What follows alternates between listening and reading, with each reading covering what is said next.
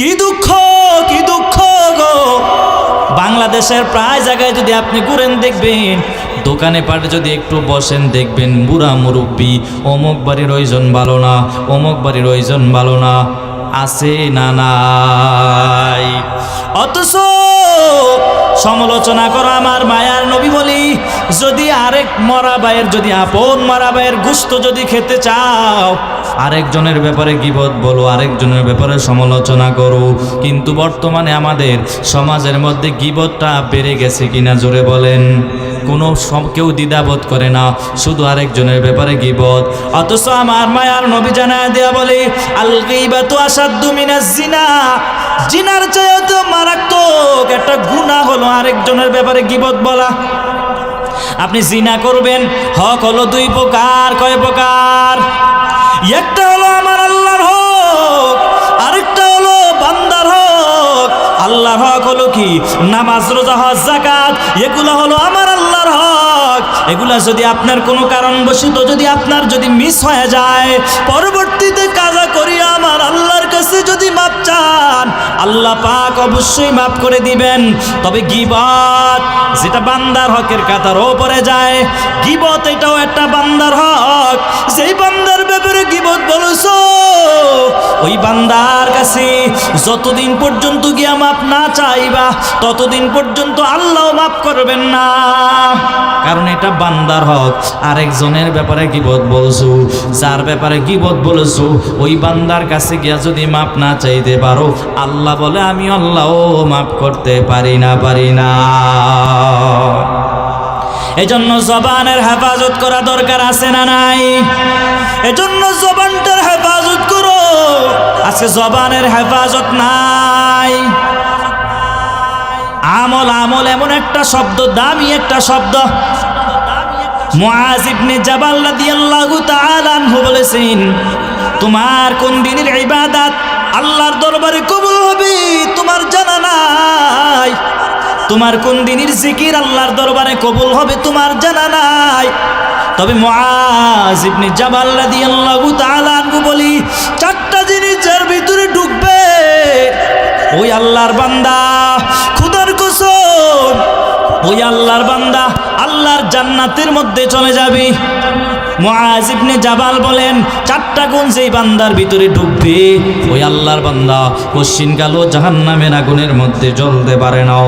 এক নম্বর, ভালো করে মনোযোগ দিয়ে শুনবেন, এক নম্বর হলো ইলম। কি? এক নম্বর হলো ইলম। ইলম বড় দামি একটা সম্পদ। এই ইলম আল্লাহ পাক সবাইকে দেয় না। আমার আল্লাহ যাকে পছন্দ করে তাকে দ্বীনের সহি বুঝদান করে দেয়। মাইয়ুরিদিল্লাহু বিহি খায়রান ইউফাক্কিহু ফিদ্দীন। আল্লাহ যার কল্যাণ চান তাকে দ্বীনের সহি বুঝটা আমার আল্লাহ পাক দিয়া দেয়। আর নবী আরেক হাদিসের মধ্যে জানায়া দেয়, তলাবুল ইলমি ফারিদাতুন আলা কুল্লি মুসলিম। প্রত্যেকটা নরনারীর উপরে দ্বীনি ইলম অর্জন করা ফরজ। এই ইলম আমার আল্লাহ পাক সবাইকে দেয় না। এই ইলমের জন্য আমার মায়ের নবীও কি পরিমাণ কষ্ট করেছেন। জিব্রাইল আমিন আইসা নবীর বুকের সাথে এভাবে একটা চাপ দিয়েছে, নবী পড়েন, তারপরও নবীর এত পরিমাণ কষ্ট হয়েছে, নবী পড়তে পারে নাই। নবী বলছে আমি পড়তে জানি না। নবী উত্তর দিয়ে দিয়েছে আমি পড়তে জানি না। দ্বিতীয়বার আবারও চাপ দিলেন, নবী বলছেন আমি পড়তে জানি না। তৃতীয়বার চাপ দিয়েছে, কার নামে পড়বে? যখনই বলছে প্রভুর নামে পড়েন, তখনই আমার মায়ার নবী একসাথে 5 আয়াত তেলাওয়াত করলেন। যেই সূরাটা সর্বপ্রথম অবতীর্ণ হয়েছে, যেই সূরাটার নাম হলো সূরাতুল আলাক। ইকরা বিসমি রাব্বিকাল্লাযী খলাক। আমার মায়ার নবীকে চাপ দেওয়ার পরে আমার মায়ার নবী যখনই বলা হয়েছে প্রভুর নামে পড়ো, আমার মায়ার নবী একসাথে 5 আয়াত তেলাওয়াত করলে চিল্লায়া পড়েন না সুবহানাল্লাহ। নবীরও কি পরিমাণ কষ্ট হয়েছে, এত পরিমাণ কষ্ট হয়েছে। মুফাসসিরিনে কেরামরা বলে, নবীরে যখন চাপ দিয়েছে, নবীর কেমন জানি রুটা বের হয়ে যায়, জ্বর চলে আসছে, নবীর চেহারাটা লাল হয়ে গেছে, এত পরিমাণ কষ্ট হয়েছে। জিব্রাইল আমিন চাপ দিয়েছেন, এত পরিমাণ আমার মায়ার নবীর কষ্ট হয়েছে। কিন্তু এই ইলম বড় দামি একটা সম্পদ। ইলম আল্লাহ সবাইকে দেয় না। আল্লাহ যাকে পছন্দ করেন, আল্লাহ যাকে ভালোবাসেন, তাকে আমার আল্লাহ পাকে ইলমটা দান করে দেয়। এই ইলমের কথা বলছি। মুআজ ইবনে জাবাল রাদিয়াল্লাহু তাআলা আনহু বলছে, যে চারটা গুণ যেই বান্দার ভিতরে ঢুকে যাবে, ওই আল্লাহর বান্দা কশিন কালো আল্লাহর জাহান্নামের আগুনের মধ্যেও জ্বলতে পারে না।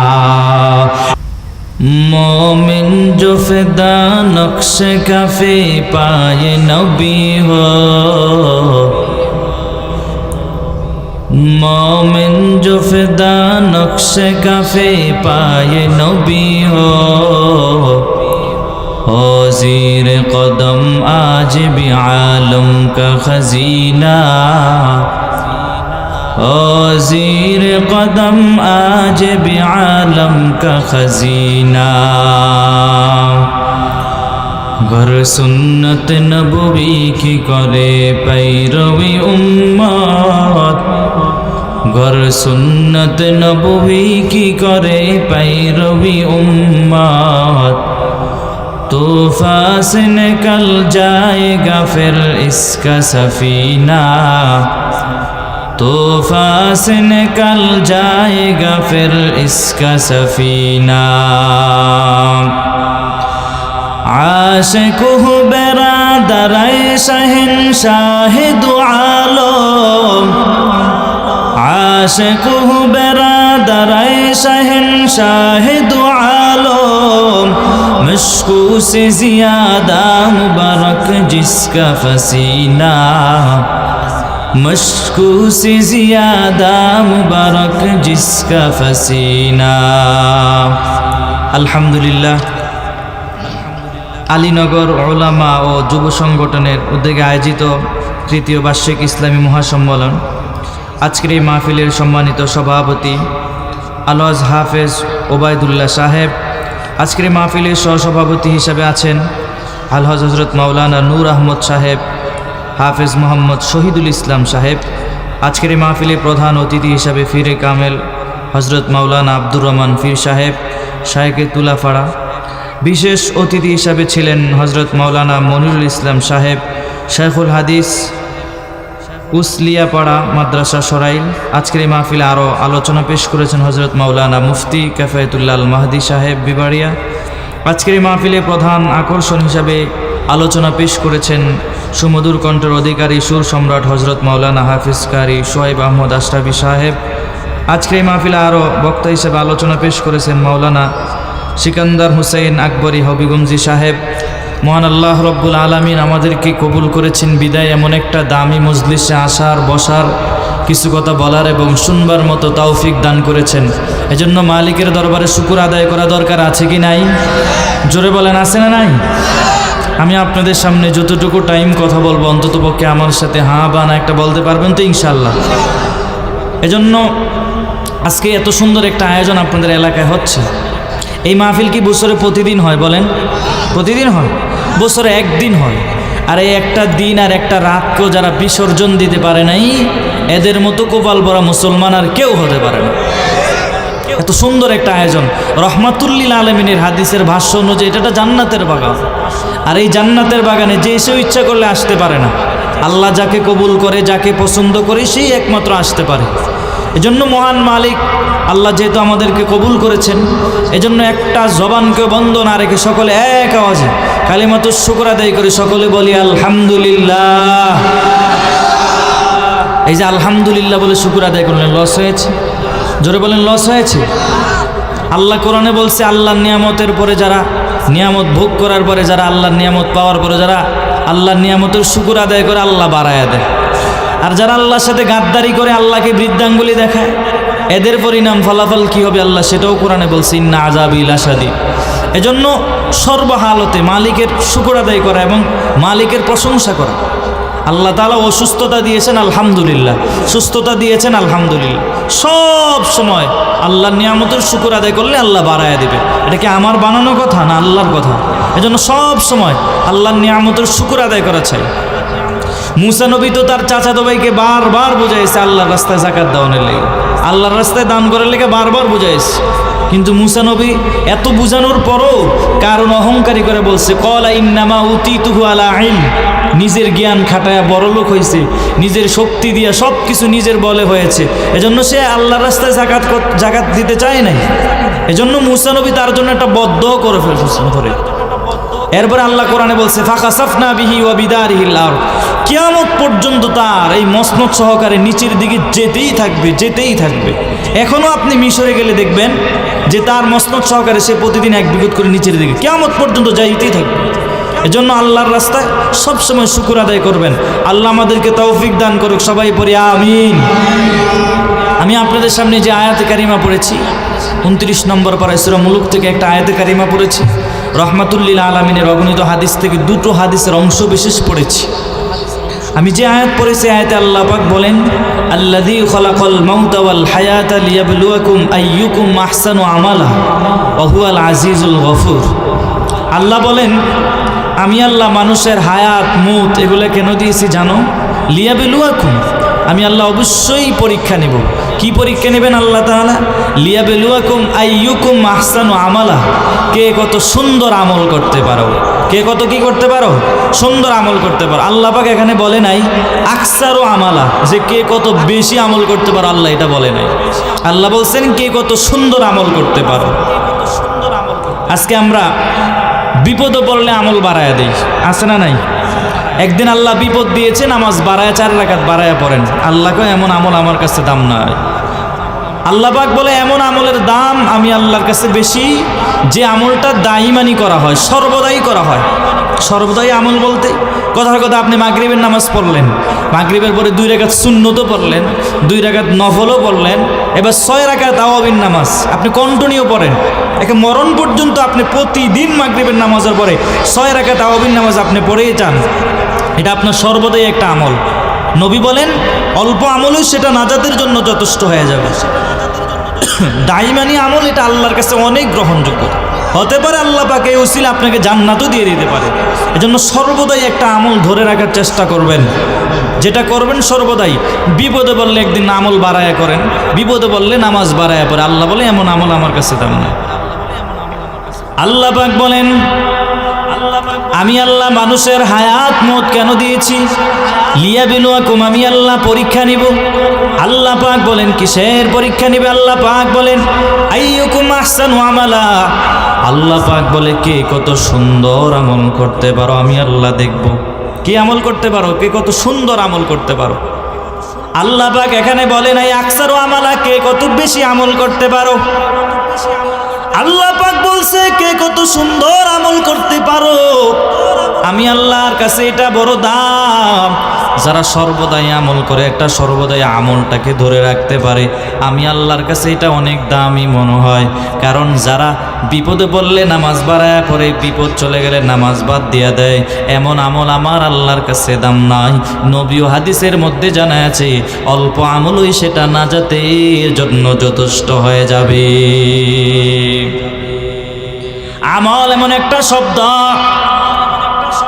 আমল 2 প্রকার, একটা হলো নেক আমল, আরেকটা হলো বদ আমল। নেক আমল নামাজ রোজা হজ যাকাত এগুলা হলো নেক আমল, আর বদ আমল আবার 2 প্রকার। এর মধ্যে একটা আছে ফাহশা মুনকার। ফাহশা এটা মারাত্মক একটা গুনাহ। এরপরে আমার আল্লাহ পাক আরেকটা কোরআনও বলছি ইন্নাস সালাতা তানহা আনিল ফাহশাই ওয়াল মুনকার। এই বদ আমল আবার 2 প্রকার, একটা হলো ফাহশা আর একটা হলো মুনকার। আসেনি? কিন্তু আমরা নেক আমল করি, একটা সময় আল্লাহ বিপদ দিলে নেক আমল বাড়ায়া পড়ি, আবার বিপদ চলে গেলে নেক আমল কমায়া দেই।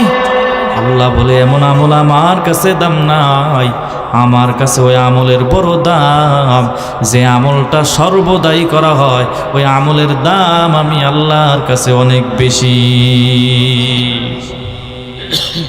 এজন্য নেক আমল বাড়ায়া করার চেষ্টা করবেন, কিন্তু আল্লাহ পাক বালা মুসিবত দিলে বাড়ায়া করবেন, বালা মুসিবত চলে গেলে কমায়া দেবেন, এমন আমল আল্লাহর কাছে দাম না। ফাহশা এমন একটা মারাত্মক গুনাহ। গালি দেওয়া সওয়াব না গুনাহ? সমস্ত বিবেক বলবে গালি দেওয়া ভালো না, সমস্ত বিবেক বলবে গালি দেওয়া ভালো না, বলবে না? এলাকার সব মানুষ বলবে গালি দেওয়া ভালো না। গালি দেওয়া কবিরা গুনাহ, আছে না নাই? এলাকার সমাজে মানুষ জবান ঠিক রাখতে পারে না, তো দোকানে পাটে বসলেই আরেকজনের সমালোচনা করে, জবানটা ঠিক রাখতে পারে না। অথচ নবীর হাদিস বলে গালি দেওয়া হারাম, কোরআন বলে গালি দেওয়া হারাম। এই জবানের কন্ট্রোল যারা করতে পারে না এদেরই বেশি গুনাহ হয়। এই জবান দ্বারাই সব গুনাহ সৃষ্টি হয়। এই জবানের বড় দাম, বড় দাম। যার জবান যত হেফাজত হবে তার গুনাহ তত কন্ট্রোলে চড়ে যাবে। আর যারা জবানের হেফাজত করতে পারে না, কেমনি করবে জবানের হেফাজত? দোকানে পাটে বসলে আরেকজনের সমালোচনা হয়ে যায়। আমার মায়ার নবী জানাইছে দুটো জিনিসের হেফাজত যদি করতে পারো, আমি নবী জিম্মাদারি হয়ে গেলাম, এরে জান্নাতে নেওয়ার জন্য আমি নবী জিম্মাদারি নিয়ে নিলাম। সুবহানাল্লাহ পড়বেন না? নবী বলছে দুটো জিনিসের হেফাজত করতে পারলে আমি নবী তার জান্নাতে নেওয়ার জন্য আমি নবী জিম্মাদারি নিয়ে নিলাম। এক নম্বর, দুই ঠোঁটের মাঝখানের জিহ্বার যদি হেফাজত করতে পারো, এবং আমার মায়ার নবী বলছেন দুই রানের মাঝখানের লজ্জাস্থানের যদি হেফাজত করতে পারো রে, আমার মায়ার নবী ঘোষণা দেয়া জানাইছে এই দুটো জিনিসের যারা হেফাজত করবি আমি নবী তাদেরকে জান্নাতে নেওয়ার জন্য জিম্মাদারি নিয়ে নিলাম। কিন্তু আজকে আপনার আমার জবানের হেফাজত নাই। মোবাইলে কল আসলে যদি আরেক জায়গায় থাকে আরেক জায়গার নাম বলে দেয়, মিথ্যা বলে কি বলে না? দোকানে বসলে আরেকজনের সমালোচনা চলে কি চলে না? দোকানে বৈশায় অমুক বাড়ির ওইজন ভালো না, একটা মুরব্বী চাচা বয়স 50 পেরিয়ে, দাড়িগুলো পেকে গেছে, চুলগুলো পাকনা হয়ে গেছে, এরপরও দোকানে বসে বসে আরেকজনের সমালোচনা করে এমন পাবলিক আছে না নাই? কি দুঃখ, কি দুঃখ গো! বাংলাদেশের প্রায় জায়গায় যদি আপনি ঘুরেন দেখবেন, দোকানে পাটে যদি একটু বসেন দেখবেন বুড়া মুরব্বী অমুক বাড়ির ওইজন ভালো না, অমুক বাড়ির ওইজন ভালো না, আছে না নাই? অথচ সমালোচনা করো আমার মায়ার নবী বলি, যদি আরেক মরা ভাইয়ের, যদি আপন মরা ভাইয়ের গোশত যদি খেতে চাও, আরেকজনের ব্যাপারে গীবত বলো, আরেকজনের ব্যাপারে সমালোচনা করো। কিন্তু বর্তমানে আমাদের সমাজের মধ্যে গীবতটা বেড়ে গেছে কিনা জোরে বলেন? কোনো কেউ দ্বিধাবোধ করে না, শুধু আরেকজনের ব্যাপারে গীবত। অথচ আমার মায়ার নবী জানায় দেয়া বলে আল গীবাতু আসাদ্দু মিনাজ জিনা, জিনার চেয়ে তো মারাত্মক একটা গুনাহ হলো আরেকজনের ব্যাপারে গীবত বলা। আপনি জিনা করবেন, হক হলো দুই প্রকার। কয় প্রকার? একটা হলো আমার আল্লাহর হক, আরেকটা হলো বান্দার হক। আল্লাহর হক হলো কি? নামাজ, রোজা, হজ, যাকাত, এগুলো হলো আমার আল্লাহর হক। এগুলা যদি আপনার কোনো কারণবশত যদি আপনার যদি মিস হয়ে যায়, পরবর্তীতে কাজা করিয়া আমার আল্লাহর কাছে যদি মাপ চান, আল্লাহ পাক অবশ্যই মাফ করে দিবেন। তবে গীবত যেটা বান্দার হকের কাতার ওপরে যায়, গীবত এটাও একটা বান্দার হক। যেই বান্দার ব্যাপারে গীবত বলছো, ওই বান্দার কাছে যতদিন পর্যন্ত গিয়া মাপ না চাইবা ততদিন পর্যন্ত আল্লাহ মাফ করবেন না, কারণ এটা বান্দার হক। আরেকজনের ব্যাপারে গীবত বলছো, যার ব্যাপারে গীবত বলেছো, ওই বান্দার কাছে গিয়া যদি মাপ না চাইতে পারো, আল্লাহ বলে আমি আল্লাহও মাফ করতে পারি না, পারি না। এজন্য জবানের হেফাজত করা দরকার আছে না নাই? এজন্য জবানটার হেফাজত করো। আজকে জবানের হেফাজত নাই। আমল, আমল এমন একটা শব্দ, দামি একটা শব্দ। মুআজ ইবনে জাবাল রাদিয়াল্লাহু তাআলা আনহু বলেছেন, তোমার কোন দিনের ইবাদত আল্লাহর দরবারে কবুল হবে তোমার জানা নাই। তোমার কোন দিনের জিকির আল্লাহর দরবারে কবুল হবে তোমার জানা নাই। তবে মুআজ ইবনে জাবাল রাদিয়াল্লাহু তাআলা আনহু বলি, চারটা জিনিসের ভিতরে ঢুকবে ওই আল্লাহর বান্দা, ক্ষুধা কসম, ওই আল্লাহর বান্দা আল্লাহর জান্নাতের মধ্যে চলে যাবে। মুআজ ইবনে জাবাল বলেন, 4টা গুণ যেই বান্দার ভিতরে ঢুকবে, ওই আল্লাহর বান্দা কশিনকালও জাহান্নামের আগুনের মধ্যে জ্বলতে পারে না। 1 নম্বর, ভালো করে মনোযোগ দিয়ে শুনবেন। 1 নম্বর হলো ইলম। কি? 1 নম্বর হলো ইলম। ইলম বড় দামি একটা সম্পদ। এই ইলম আল্লাহ পাক সবাইকে দেয় না। আমার আল্লাহ যাকে পছন্দ করে তাকে দ্বীনের সহি বুঝদান করে দেয়। মাইয়ুরিদিল্লাহু বিহি খায়রান ইউফাক্কিহু ফিদ্দীন। আল্লাহ যার কল্যাণ চান তাকে দ্বীনের সহি বুঝটা আমার আল্লাহ পাক দিয়া দেয়। আর নবী আরেক হাদিসের মধ্যে জানায়া দেয়, তলাবুল ইলমি ফারিদাতুন আলা কুল্লি মুসলিম। প্রত্যেকটা নরনারীর উপরে দ্বীনি ইলম অর্জন করা ফরজ। এই ইলম আমার আল্লাহ পাক সবাইকে দেয় না। এই ইলমের জন্য আমার মায়ের নবীও কি পরিমাণ কষ্ট করেছেন। জিব্রাইল আমিন আয়েশা নবীর বুকের সাথে এভাবে একটা চাপ দিয়েছে, নবী পড়েন, তারপরও নবীর এত পরিমাণ কষ্ট হয়েছে, নবী পড়তে পারে নাই। নবী বলছে আমি পড়তে জানি না। নবী উত্তর দিয়ে দিয়েছে আমি পড়তে জানি না। দ্বিতীয়বার আবারও চাপ দিলেন, নবী বলছেন আমি পড়তে জানি না। দ্বিতীয়বার চাপ দিয়েছে, কার নামে পড়বে? যখনই বলছে প্রভুর নামে পড়েন, তখনই আমার মায়ার নবী একসাথে 5 আয়াত তেলাওয়াত করলেন। যেই সূরাটা সর্বপ্রথম অবতীর্ণ হয়েছে, যেই সূরাটার নাম হলো সূরাতুল আলাক। ইকরা বিসমি রাব্বিকাল্লাযী খালাক। আমার মায়ার নবীকে চাপ দেওয়ার পরে আমার মায়ার নবী যখনই বলা হয়েছে প্রভুর নামে পড়ো, আমার মায়ার নবী একসাথে 5 আয়াত তেলাওয়াত করলে চিল্লায়া পড়েন না সুবহানাল্লাহ। নবীরও কি পরিমাণ কষ্ট হয়েছে, এত পরিমাণ কষ্ট হয়েছে। মুফাসসিরিনে কেরামরা বলে, নবীরে যখন চাপ দিয়েছে, নবীর কেমন জানি রুটা বের হয়ে যায়, জ্বর চলে আসছে, নবীর চেহারাটা লাল হয়ে গেছে, এত পরিমাণ কষ্ট হয়েছে। জিব্রাইল আমিন চাপ দিয়েছেন, এত পরিমাণ আমার মায়ার নবীর কষ্ট হয়েছে। কিন্তু এই ইলম বড় দামি একটা সম্পদ। ইলম আল্লাহ সবাইকে দেয় না। আল্লাহ যাকে পছন্দ করেন, আল্লাহ যাকে ভালোবাসেন, তাকে আমার আল্লাহ পাকে ইলমটা দান করে দেয়। এই ইলমের কথা বলছি। মুআজ ইবনে জাবাল রাদিয়াল্লাহু তাআলা আনহু বলছে, যেই 4টা গুণ যেই বান্দার ভিতরে ঢুকে যাবে, ওই আল্লাহর বান্দা কশিনকালও আল্লাহর জাহান্নামের আগুনের মধ্যেও জ্বলতে পারে না। 1 নম্বর হলো ইলম। ইলম বড় দামি একটা সম্পদ। এই যে নামাজ পড়েন, নামাজের পদ্ধতিও জানা ফরজ কিনা?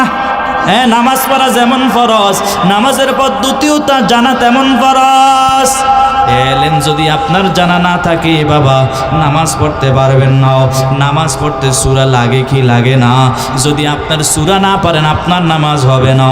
এই জন্যই তো শর্ত লাগায়া দিল, নামাজ সহি হওয়ার জন্য কোরআন তেলাওয়াত সহি হওয়া লাগবে।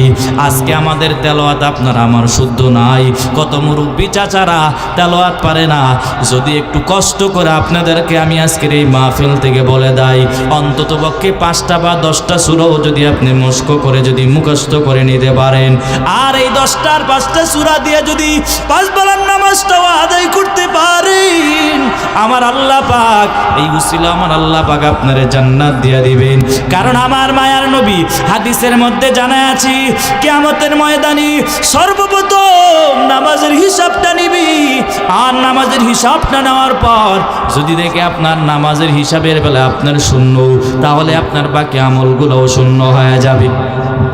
আপনার কোন দিনের ইবাদত আল্লাহর দরবারে কবুল হয়েছে বলে গণ্য করা হবে আপনার জানা নাই। আপনার কোন দিনের সিজদা আল্লাহর দরবারে কবুল হয়েছে বলে গণ্য করা হবে আপনার জানা নাই। তবে মুআজ ইবনে জাবাল রাদিয়াল্লাহু তাআলা আনহু বলেছি, 4টা গুণ যেই বান্দার ভিতরে ঢুকবি, ওই আল্লাহর ইবাদত আল্লাহর দরবারে কবুল হয়েছে বলে গণ্য করা হবে। 1 নম্বর হলো ইলম, 2 নম্বর হলো তাসহিনিয়াত। 2 নম্বর কি? তাসহিনিয়াত। শুদ্ধ নিয়ত লাগবে, পরিশুদ্ধ নিয়ত হওয়া লাগবে। আজকে আপনার আমার নিয়তে বড় ভেজাল। নামাজ পড়েন, আরেকজনকে দেখানোর জন্য নামাজ পড়েন, আরেকজনকে দেখানোর জন্য আপনি ইবাদত করেন, আপনার নিয়তটা সহি নাই।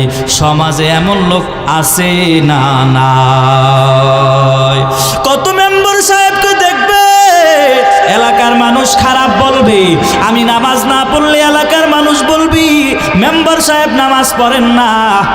আমি যদি চেয়ারম্যান হইয়া যদি নামাজ না পড়ি এলাকার মানুষ বলবি চেয়ারম্যান হয়েও নামাজ পড়ে না। এই জন্য মানুষকে দেখানোর জন্য নামাজ পড়ে। আমার আল্লাহ পাক জানায় দেয়া বলে ফাওয়াইলুল লিল মুসাল্লিন, যারা মানুষকে দেখানোর জন্য নামাজ পড়ে, যাদের নিয়তের মধ্যে বেজাল থাকবে, এদের ইবাদত আল্লাহর দরবারে কবুল হবে না, এবং এদের জন্য আমার আল্লাহ পাক ওয়াইল নামক জাহান্নাম বানায়া রাখছে। তাসহি নিয়তের কথা বলা হয়েছে, নিয়তটা শুদ্ধ হওয়া লাগবে। জমিনের মধ্যে আদম নবী এসেছে জান্নাত থেকে পাতা পোশাক, জমিনের মধ্যে আসার পর জংলার হরিণেরা খবর পেয়েছি আদম নবী এসেছে। জংলার হরিণীরা দৌড়ে গেছে আদম নবীরে দেখার জন্য।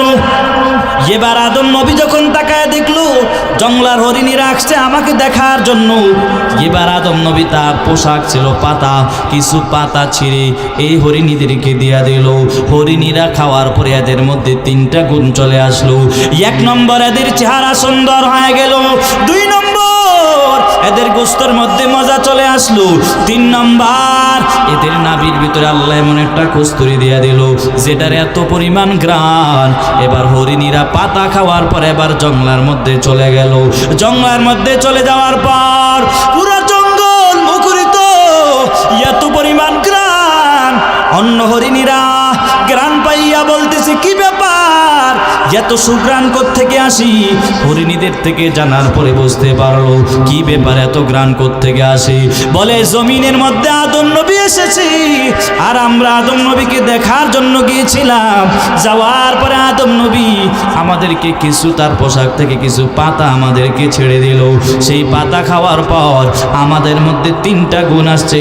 1 নম্বর চেহারা সুন্দর হয়ে গেল, 2 নম্বর গোশতের মধ্যে মজা চলে আসলো, 3 নম্বর নাভির মধ্যে এমন একটা সুঘ্রাণ চলে আসলো। অন্য হরিণীরা শোনা মাত্র এরাও দৌড়ে গেছে, এদের উদ্দেশ্য বড় খারাপ। এরা কিন্তু আদম নবীর দেখার জন্য যায় না, এরা যে 3টা গুণের কথা শুনছি এই কারণে আদম নবীর কাছে দৌড়ায় গেল।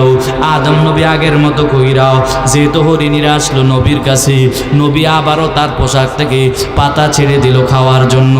এরাও খাইলেন, পাতা খাইলো। খাওয়ার পরে এদের মধ্যে 2টো গুণ আসছে, 3 নম্বর গুণটা আসে নাই।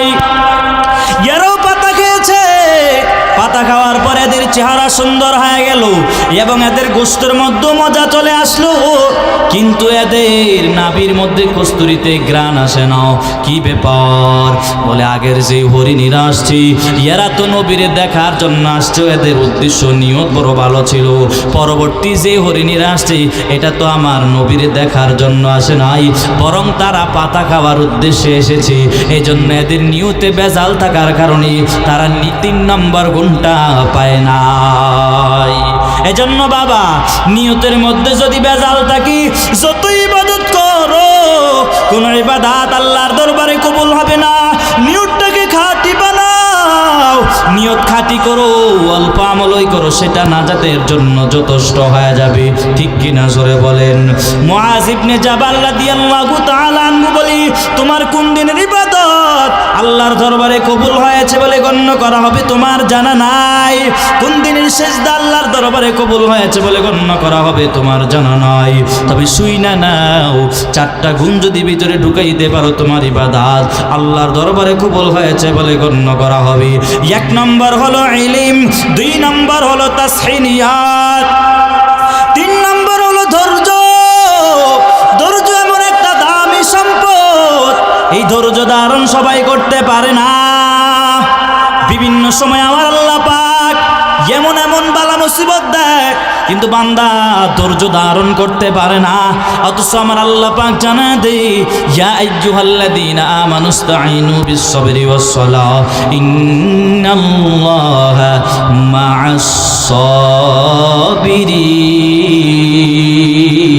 মা'আস-সাবিরিন।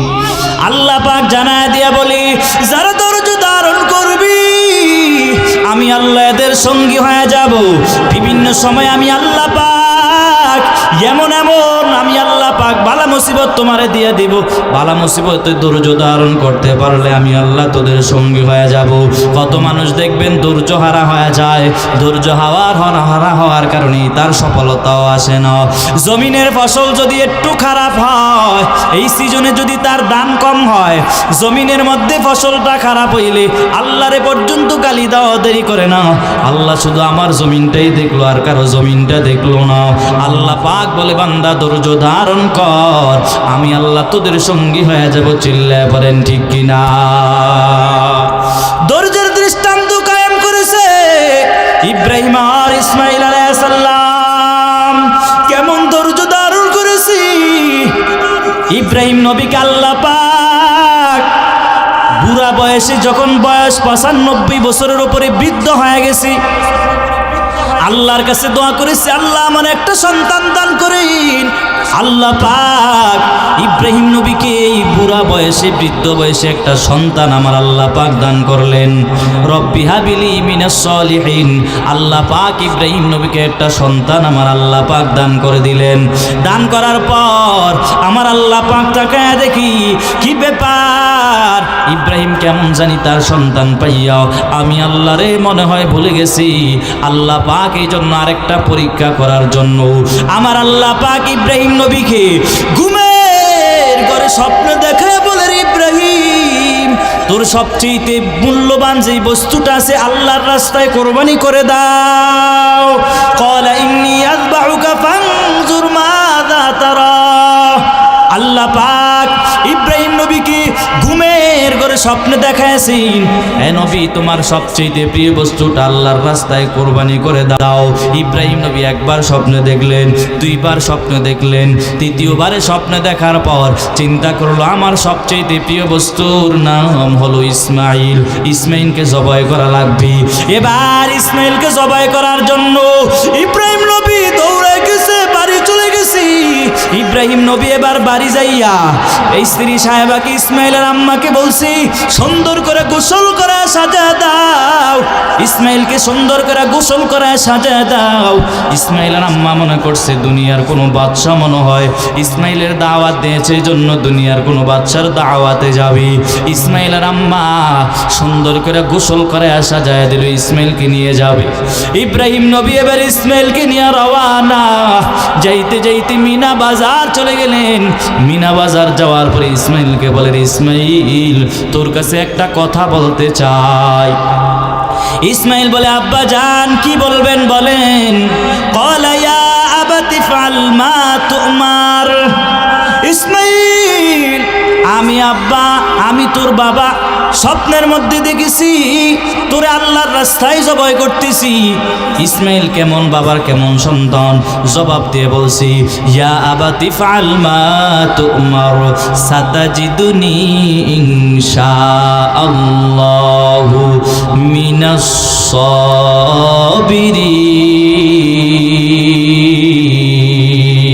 সাবিরিন। কেমন বাবার কেমন সন্তান, আব্বা জান দেরি কেন করেন, তাড়াতাড়ি দ্রুত আপনি কাজটা সম্পাদন করে নেন। এবার ইসমাইলকে জবাই করার জন্য বাবাও রেডি হয়ে যাইল, ইসমাইলও রেডি হয়ে গেল। ইসমাইলকে বলছে, রে বাবা শুয়ে যাও। ইসমাইল বলে, আব্বা জান আমার কোনো আপত্তি নাই, তবে একটা আপত্তি আব্বা, যখন আপনি আমার জবাই করে দিবেন। ইসমাইল জবাই হয়ে গেল। আমার মা যখন শুনবি, আমার মার এত পরিমাণ কষ্ট লাগবে। কেন কষ্ট লাগবে জানেন? কারণ আমার আম্মা 6টা বছর লালন পালন করে, কষ্ট করে লালন পালন করে, কত কষ্ট করে আমার এবার এত সময় পর্যন্ত আমার লালন পালন করলো। এখন হঠাৎ যদি শুনে ইসমাইল নাই, আমার আম্মা শুনলে একটু কষ্ট পাবে, কান্না করবে। আপনি আম্মারে বুঝ দিয়ে দিবেন, কাল হাসরের ময়দানে ইসমাইলের সাথে সাক্ষাৎ হয়ে যাবে। এই বইলা ইসমাইল বলে, আব্বা জান দ্রুত জবাই করার জন্য আপনি প্রস্তুতি নেন। আপনি আমারে যখন জবাই করবেন আমার হাতে ভালো করে রশি দিয়া বাঁধবেন, কারণ ভালো করে যদি আপনি না বাঁধেন তাহলে যদি আমি চটপট করার কারণে যদি কোনো আঘাত আপনার শরীরে লেগে যায় আব্বা জান আপনি কষ্ট পাবেন। এই জন্য ইসমাইল বলে, আব্বা জান ভালো করিয়া রশি দ্বারা বাঁধবেন। এমন মজবুত করে বাঁধবেন যাতে করে আমি যদি চটপট করার কারণে কোনো কিছুর আঘাত যেন আপনার শরীরে না লাগে। এই কথা অনুযায়ী ইসমাইলকে ইব্রাহিম আলাইহিস সালাম ভালো করিয়া মজবুত করে তার হাতে পায়ে রশি দিয়া বাঁধছি। ইসমাইলকে জবাই করার জন্য পূর্ণ প্রস্তুতি নিয়ে নিল, ছুরিও তার হাতের মধ্যে নিয়ে নিল। ইসমাইলকে জবাই করবি, আল্লাহ পাক সব কিছু দেখতেছেন কিনা। ইসমাইলকে জবাই করার জন্য পুরো প্রস্তুতি নিয়ে নিল। এবার ইব্রাহিম আলাইহিস সালাম ছুরি চালাইতেছি, কিন্তু ইসমাইল কেন জবাই হয় না? কি ব্যাপার? ছুরির মধ্যে মনে হয় ধার নাই। পাশে একটা পাথর ছিল, পাথরের উপরে ছুরিটা রাখা মাত্রই পাথর দুখণ্ডিত হয়ে গেল। এত ধারালো ছুরি হওয়া সত্ত্বেও ইসমাইল কেন জবাই হয় না? এই জন্য ইসমাইলের আব্বা বড় পেরেশান হয়ে গেল। আল্লাহ মনে হয় বেজার হয়ে গেছে, ইসমাইল তাড়াতাড়ি শুয়ে পড়, কেন জবাই হয় না? মনে করছে ছুরিতে ধার নাই। ছুরি এত পরিমাণ ধারালো, পাথরের উপরে রাখা মাত্রই পাথর দুখণ্ডিত হয়ে গেল। এত ধারালো ছুরি হওয়া সত্ত্বেও ইসমাইল কেন জবাই হয় না? এবার ইব্রাহিম আলাইহিস সালাম অঙ্গীকার করে ফেলেছে, আমার হাতের মধ্যে রক্ত না লাগা পর্যন্ত আমি ছুরি চালাইতেই থাকবো। ইসমাইলকে বলছে, ইসমাইল শুয়ে পড়। ইসমাইলও শুয়ে গেছি, এবার ছুরি চালাবে। আল্লাহ পাক তাকায়া দেখে কি ব্যাপার, ইসমাইলের আব্বা আবার অঙ্গীকারও করে ফেলছি, যদি হাতের মধ্যে রক্ত না লাগে ততক্ষণ পর্যন্ত ছুরি চালাবে। আল্লাহ পাক বলে, রে জিব্রাইল দ্রুত যা, আমার ইসমাইলের জন্য বিন্দু পরিমাণও যেন কষ্ট না হয়। এবার আল্লাহ পাক জিব্রাইল আমিনের মাধ্যমে জান্নাত থেকে একটা দুম্বা পাঠায়া দিল, নিয়ে যাও, এটা ইসমাইলে সরায়া ইব্রাহিমের ছুরির নিচে দিয়ে দাও। জিব্রাইল আমিন আইসাও ছুরির নিচে ইসমাইলকে সরায়াও, একটা অজানা জানা পশু তার ছুরির নিচে দিয়ে দিল। জবাই হয়ে গেল, রক্ত প্রবাহিত হলো। ইব্রাহিমের হাতের মধ্যে রক্ত লাগছে। রক্ত লাগার পরে এবার তার ওই যে রুমাল দিয়া চোখ দিয়া বাঁধছে, কারণ ইসমাইলে যখন জবাই করার জন্য ইসমাইলকে যাবে, যদি এক দৃষ্টি পড়ে যায় একটা মায়া লাগতেই পারে। এই জন্য ইব্রাহিম নবীর চোখের মধ্যে একটা রুমালও বাইদা নিল। রুমালটা খুইলা দেখি হাতের মধ্যে রক্ত লাগছে। রুমালটা খুইলা দেখি পাশে ইসমাইল দাঁড়ানো, কিন্তু ইসমাইল তো জবাই হয় না, অচিনে একটা জানোয়ার জবাই হয়ে গেল।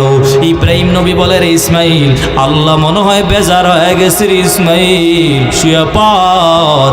আল্লাহ পাক ইব্রাহিম নবীকে ডাক দিয়া জানায় বলে, হ্যাঁ ইব্রাহিম, তোমার সন্তান জবাই করা আমার উদ্দেশ্য না। আমার উদ্দেশ্য ছিল এই বুড়া বয়সে, বৃদ্ধ বয়সে আমি আল্লাহ তোর থেকে একটা পরীক্ষা নিলাম, পরীক্ষায় পাশ করে ফেলেছো। যাও যাও, এই যে গোস্তটা আছে না, জানোয়ার যেটা জবাই হয়েছে, এটা জবাইয়ের গোস্তটা ইসমাইলের আম্মার জন্য হাদিয়া নিয়ে যাও। কি ব্যাপার? এই পৃথিবীর মধ্যে ধৈর্যের দৃষ্টান্ত কায়েম করেছেন ইব্রাহিম আর ইসমাইল আলাইহিস সালাম। কি পরিমাণ ধৈর্য ধারণ করেছি! এজন্যই তো মুআজ ইবনে জাবাল রাদিয়াল্লাহু তাআলা আনহু বলছেন, যেই বান্দার ভিতরে 4টা গুণ ঢুকবি, ওই আল্লাহর বান্দা কোশ্চিন কাল জাহান্নামের আগুনের মধ্যে জ্বলতে পারে না। তোমার কোন দিনের ইবাদত আল্লাহর দরবারে কবুল হয়েছে বলে গণ্য করা হবে তোমার জানা নাই। তোমার কোন দিনই সিজদা আল্লাহর দরবারে কবুল হয়েছে বলে গণ্য করা হবে তোমার জানা নাই। তবে 4টা গুণ যদি ভিতরে ঢুকাইতে পারো, তোমার ইবাদত, তোমার জিকির, তোমার সিজদা আল্লাহর দরবারে কবুল হয়েছে বলে গণ্য করা হবে। 1 নম্বর হলো ইলম, 2 নম্বর হলো তাসহিনিয়াত, 3 নম্বর হলো ধৈর্য, 4 নম্বর হলো ইখলাস। ওয়ামা উমিরু ইল্লা লিয়াবুদুল্লাহ মুখলিসিনা লাহুদ্দিন।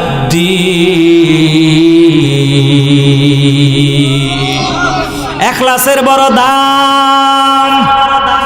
বক্তা সাহেব বয়ান করে ভিতরে ইখলাস নাই, শ্রোতারাও বয়ান শুনে ভিতরে এখলাস নাই, ভিতরে যদি এখলাস না থাকে তোমার ইবাদত আল্লাহর দরবারে কবুল হবে না।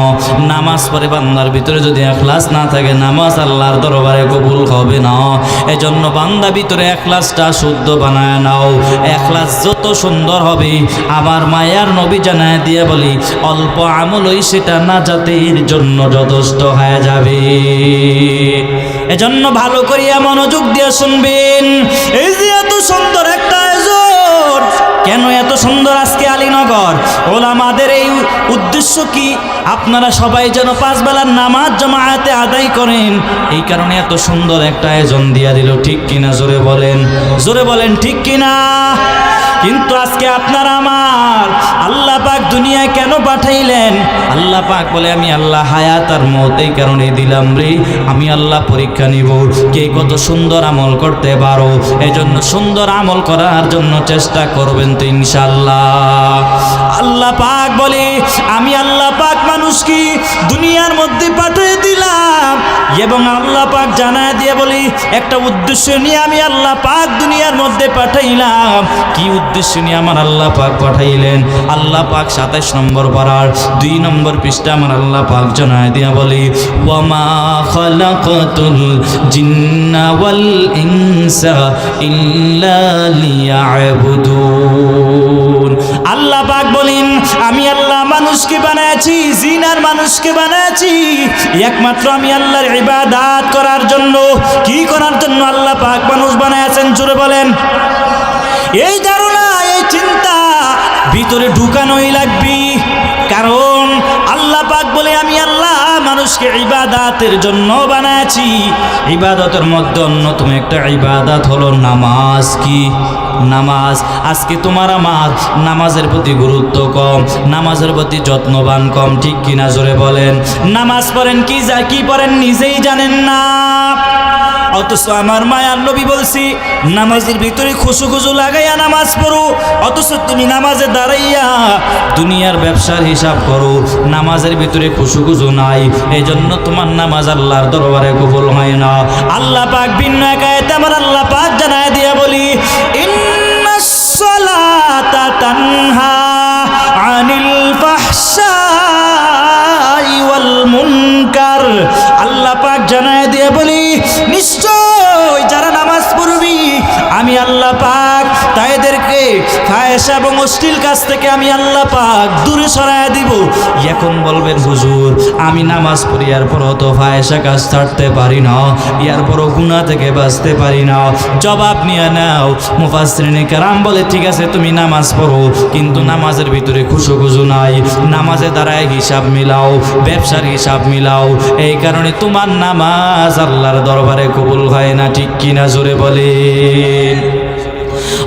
অথচ নামাজটাকে শুদ্ধ বানায় নাও, সাহাবায়ে কেরামের মতো নামাজটাকে শুদ্ধ বানায় নাও। যার নামাজ যত সুন্দর হবে রে, কাল হাসরের ময়দানে তার আমলনামা তত সুন্দর হয়ে যাবে। সাহাবায়ে কেরামের প্রতি নামাজের প্রতি যত্নবান হয়ে যাও। একটু তাকায় দেখেন বাবা, আমার মায়ার নবী যুদ্ধের ময়দানে গেলেন, যুদ্ধের ময়দান থেকে ফিরার প্রতি হঠাৎ করিয়া শরীরটা ক্লান্ত হয়ে গেছি। শরীরটা ক্লান্ত হয়ে যাওয়ার পর আমার মায়ার নবীর সাথে ছিলেন হযরত আলী রাদিয়াল্লাহু তাআলা আনহু। আলীকে ডাক দিয়েছে রে আলী আমার শরীরটা বড় ক্লান্ত হয়ে গেছে, একটু বিশ্রাম করার প্রয়োজন আছে। আলী রাদিয়াল্লাহু তাআলা আনহু বলছি নবী গো সামনে একটা বড় গাছ দেখা যায়, ওই গাছের নিচে আমি বসবো। নবী আপনি আমার রানের উপরে মাথা দিয়ে একটু বিশ্রাম করবেন। টাইম ছিল দুপুরের টাইম, নবীও নাস্তা খাইলেন, আলীও নাস্তা খাইলেন। দুজনে নাস্তা খাওয়ার পর এবার আলী রাদিয়াল্লাহু তাআলা আনহু বসে গেল। নবী আলী রাদিয়াল্লাহু তাআলা আনহুর রানের উপরে মাথা দিয়ে একটু বিশ্রাম করবে। বসার পর এদিক দিয়ে আলী এত পরিমাণ আনন্দ যে নবী আমার রানের উপরে মাথা দিয়ে একটু বিশ্রাম করবে, এই কারণে এত পরিমাণ আলী রাদিয়াল্লাহু তাআলা আনহু খুশি হয়ে গেল। এবার যখন আমার মায়ার নবী আলী রাদিয়াল্লাহু তাআলা আনহুর এই মাথাটা সেখানে দিয়া আমার মায়ার নবী ঘুমায় গেলেন। এক পর্যায়ে ঘুমায় যাওয়ার পর আসরের নামাজের আজান হয়ে গেল। এই দিক দিয়া আলী রাদিয়াল্লাহু তাআলা আনহু চিন্তায় পড়ে গেল আমি নবীরে কেমনে ঘুম থেকে জাগ্রত করি, কারণ আমার আল্লাহ পাক নবীকে এত পরিমাণ সম্মান দিয়েছে।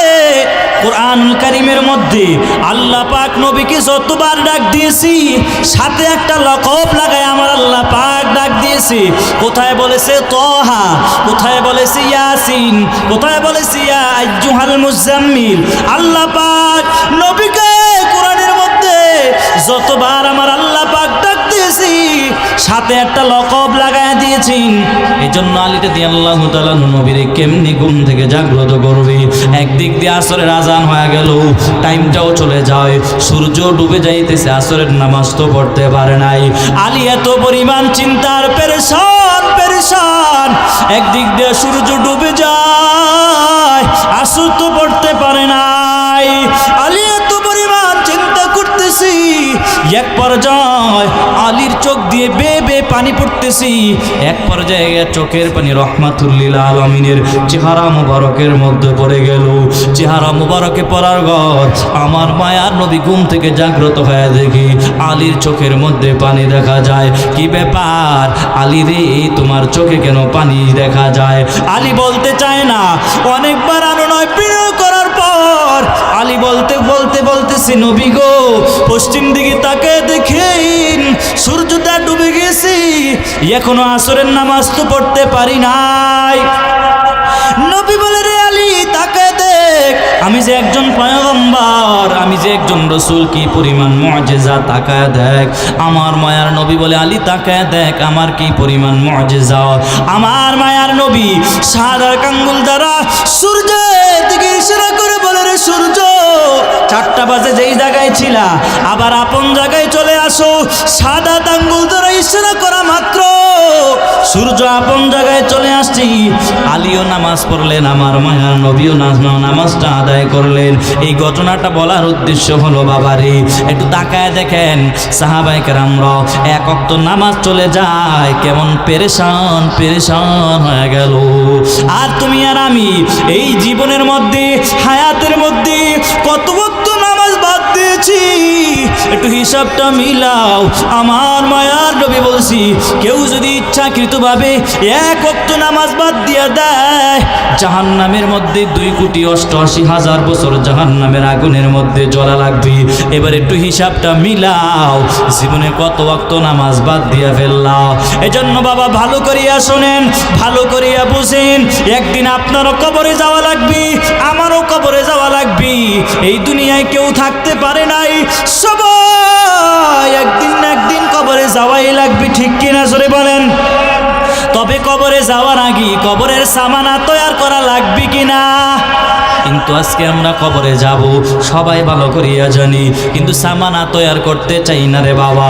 যদি কবরে যাও, কবরে যাওয়ার আগে সামানা যদি তৈয়ার না করো তাহলে কবরের হালত যে অবস্থা হয়ে যাবে রে বাবা।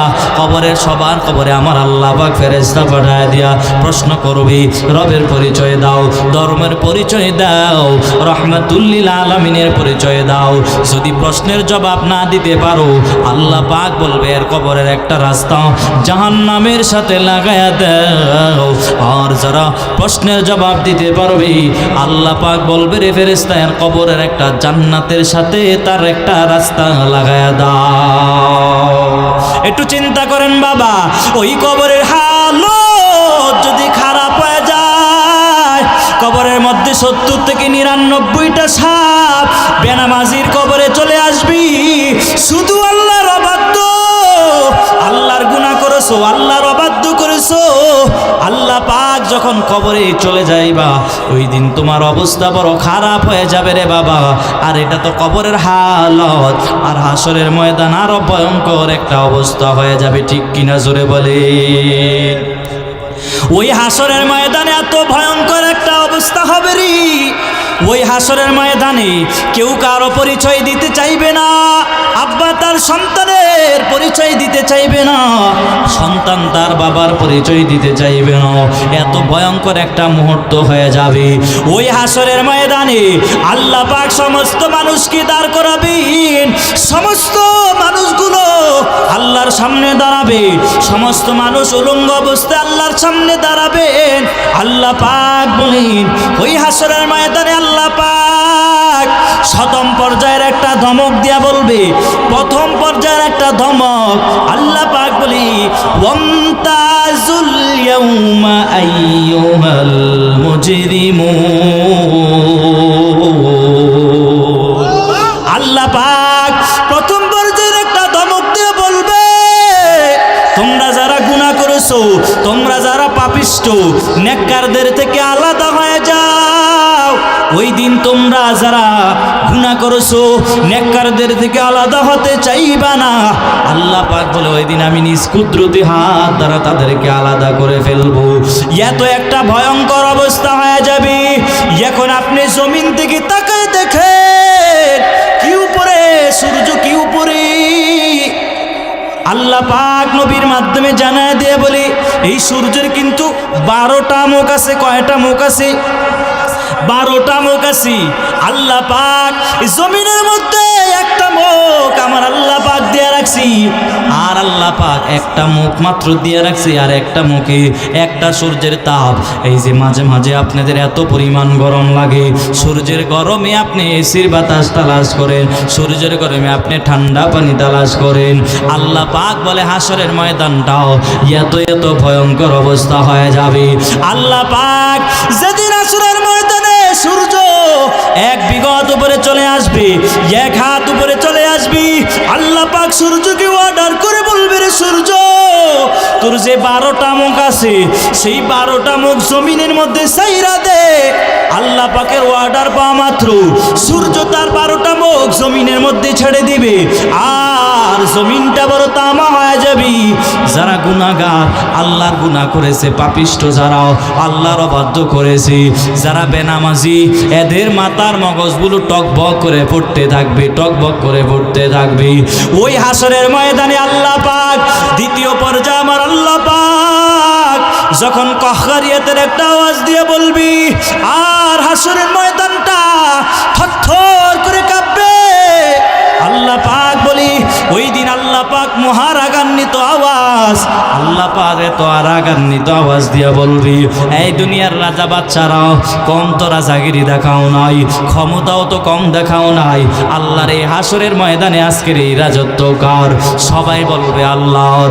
আল্লাহর এই মহারাগান্বিত আওয়াজ পাইয়াও হাসরের ময়দানটা থরথর করে কাঁপবে, সমস্ত মানুষগুলো বেহুশ অবস্থায় পড়ে যাবে, সমস্ত মানুষগুলো বেহুশ অবস্থায় পড়ে যাবে। বেহুশ অবস্থায় হওয়ার পর আল্লাহ তাআলা আল্লাহর নবীর মাধ্যমে জানায় দিয়া বলে ওই হাসরের ময়দানে বড় ভয়ঙ্কর অবস্থা হয়ে যাবে। নবীরাও পর্যন্ত বেহুশ অবস্থা হয়ে পড়ে যাবে, নবীরাও পর্যন্ত আল্লাহর কাছে নাফসি নাফসি বলে কাঁদবে। আদম নবী তার উম্মতের কথা ভুলে যাবে, ঈসা নবী তার উম্মতের কথা ভুলে যাবে, মুসা নবী তার উম্মতের কথা ভুলে যাবে। আল্লাহর কাছে বারবার এই দিক দিয়ে আমার মায়ার নবী আল্লাহর কাছে বলবে, আল্লাহ আমার একটা উম্মত যেন জাহান্নামে না যায়।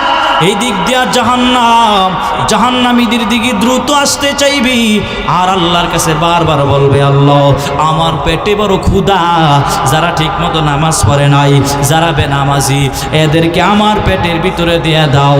এই দিক দিয়ে আমার মায়ার নবী আল্লাহর কাছে বারবার আবদার জানাবে, আল্লাহ আমার উম্মতকে জাহান্নামের আগুন থেকে বাঁচাও, জাহান্নামকে ফিরাও, জাহান্নামকে ফিরাও। আল্লাহ তাআলা এই মহারাগান্বিত আওয়াজে হাসরের ময়দানে নবীরাও পর্যন্ত, অন্য নবীরাও পর্যন্ত নাফসি নাফসি বলে কাঁদবে। আম্মা জান আয়েশা রাদিয়াল্লাহু তাআলা আনহা বলে, নবী আপনি তখন কি করবেন? আমার মায়ার নবী বলে, তখন আমি মাকামে মাহমুদের মধ্যে ঢুকিয়া আমায় একটা সেজদা দিব, সেজদা দিয়া আল্লাহর কাছে বারবার আল্লাহর কাছে সুপারিশ করবে, আল্লাহ জাহান্নামকে ফিরাও, জাহান্নামকে ফিরাও, জাহান্নামকে ফিরাও। আল্লাহ পাক এক পর্যায়ে গিয়ে নবীকে সান্ত্বনার বাণী শোনায় দিয়া বলবি, ওয়ালা সাউফা ইউতিকা রাব্বুকা ফাতারদা, নবীকেও আপনাকে এত পরিমাণ দেব আপনি সন্তুষ্ট হয়ে যাবে। দুনিয়ার মধ্যে আপনার আপন লোকেরা কি পরিমাণ কষ্ট আপনাকে দিয়েছে, কি পরিমাণ কাদান কাদায়াছে, নবী আজকে আপনাকে এত পরিমাণ দিব আপনি সন্তুষ্ট হয়ে যাবেন। এই দিক দিয়ে জাহান্নামী, যারা জাহান্নাম নামে যাবে, জাহান্নামে এত রাগান্বিত হয়ে যাবি, আল্লাহর কাছে বারবার আবদার জানানোর পরে আল্লাহ পাক বলবে জাহান্নামে একটু থামো, বিচার কার্যটা শেষ করে নেই। কিন্তু থামতে চায় না আমার নবীর আবদারে আল্লাহ পাক একটু পানি দিয়ে ফেলবে ওই আর উপরে, জাহান্নামের উপরে। পানি দেওয়া মাত্রই জাহান্নাম পিছনে চলে যাবে। তখন ফেরেশতারা বলবে আল্লাহ আমরা 70,000 ফেরেশতারা 70,000 শিকল লাগাইছি, এক একটা শিকলের গোড়ায় 70,000 করে ফেরেশতারা ছিলাম, কিন্তু এরপরও জাহান্নামকে টেনে ধরে রাখতে পারি নাই। আল্লাহ আপনি এমন কি পানি দিলেন যে পানি দেওয়া মাত্রই জাহান্নাম পিছনে চলে গেল? আল্লাহ বলবে রে ফেরেশতা শোনো, ভালো করিয়া শোনো, এগুলা কিসের পানি জানো? জানো এই যে শীতের মৌসুম সামনে আসতেছে, আমার কিছু গুনাহগার বান্দা আছে, 5 বেলার নামাজ তো ঠিক মতো আদায় করবি, আবার তারা ওভার ডিউটি করে, ফজরের নামাজের আগে দিয়া উঠিয়া ঠান্ডা পানি দিয়া ওযু বানায়া 4 রাকাত তাহাজ্জুদ নামাজ পড়িয়া নামাজের মুসল্লায় বসে বসে আল্লাহর কাছে কান্না করি, আর চোখ দিয়ে বেয়ে পানিগুলো ফেলছি, আর আমি আল্লাহ পাক সেই চোখের পানিগুলো আমি আল্লাহ জমা করে রাখছি, আমার গুনাহগার বান্দার চোখের পানি আমি আল্লাহ আজকে জাহান্নামের উপরে ছিটিয়ে দিলাম। চিল্লায়া পড়েন না সুবহানাল্লাহ। এই চোখের পানির বড় দাম, বড় দাম। আজকে তোমার আমার চোখে পানি নাই, একটাই মাত্র কারণ গুনাহ করতে করতে কলবটা শক্ত হয়ে গেছে। এজন্য বান্দা এই আল্লাহর রাস্তায় যদি একটু সময় দাও, আমার আল্লাহ পাক যে আয়াতের মধ্যে বলছি, আল্লাহ পাক বলছে কে কত সুন্দর আমল করতে পারো। এজন্য বেশি আমল যা আল্লাহ যদি কোনো মুসিবতে ফেলায় বেশি আমল বাড়ায় দেন, এটা আল্লাহর দরবারে গ্রহণযোগ্যতা নাই। তবে যদি দাইমানি আমল করতে পারো, আল্লাহ পাক হতে পারে আর উসিলায় আমার আল্লাহ পাক আপনাকে জান্নাত দিয়ে দিতে পারে, ঠিক কিনা?